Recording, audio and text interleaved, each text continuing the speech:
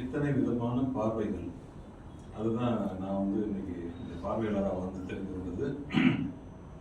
நான் நுழையும் போதே வந்து ஆர்த்தியினுடைய கொலை, இந்த பாலியல் பலாத்காரம் இவற்றை பற்றி பேசிக் கொண்டிருந்தீங்க. அதுக்கு அடுத்தது வந்து சொத்துரிமை பற்றி, அதுக்கு அடுத்து உடை பற்றி.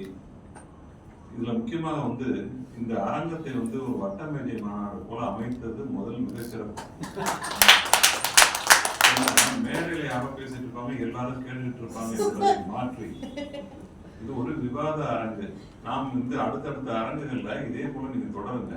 ஆனால் இந்த டிவியில வந்து தொலைக்காட்சி விவாதங்கள்ல ஒருத்தர் பேசிட்டு இருக்கும் போது இன்னொருத்தர் குறுக்க போது யார் பேசுறதையும் கேட்க விடாம பண்ற மாதிரி பண்ணாமல், மேடையில் ஒருத்தர் பேசுனா மற்றவர்களுக்கு கருத்து இல்லாமல், எல்லாருக்குமே கருத்து இருக்கு, கொஞ்சம் அமைதியா இருப்பது நல்லது. உங்களுக்கும் ஒரு வாய்ப்பு உண்டு, வந்து பேசுங்க. ஒரு நிமிடம் தானே, ஒரு நிமிடம் எடுத்துங்க. 30 வினாடி தானே, 30 வினாடி எடுத்துங்க.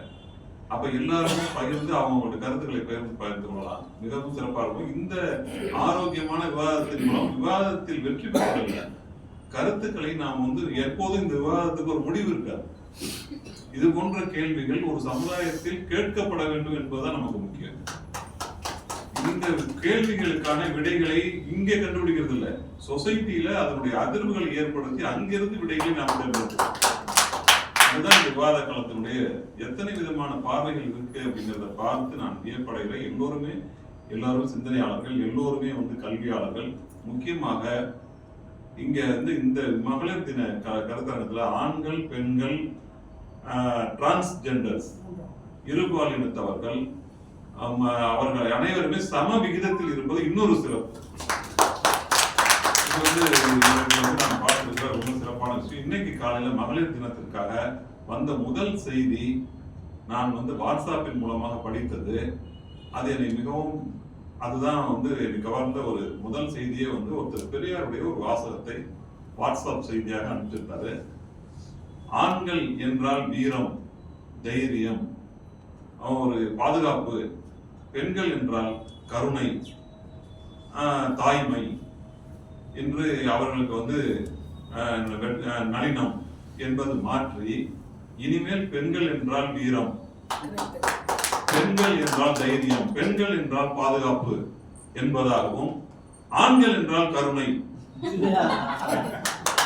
ஆண்கள் என்றால் ஈரம், அப்படி மாற்றி வருவதுதான் சரியாக இருக்கும் என்பதை போன்ற ஒரு செய்தி அனுப்பியிருந்தாரு. அதை இந்த காலத்தில் அதுவும் வந்து என்னன்னா, இதற்கு கூட மாற்று கருத்து உங்களுக்கு தோன்றலாம். எதுவுமே முடிவானதில்லை. பெரியார் என்பவர் சிந்தனையை வந்து சமுதாயத்தில் விதைத்தவர். அது முற்று அவர் தன்னுடைய கருத்து தான் சரி, அவனும் முற்றுப்புள்ளி வைத்தவர் அல்ல, அதை விவாதத்தில் வைக்கிறார். எப்போதுமே அவர் கருத்துக்களை சமுதாயத்தின் முன் வீசுகிறவர். அது பல அதிர்வுகளை ஏற்படுத்தி வரும்.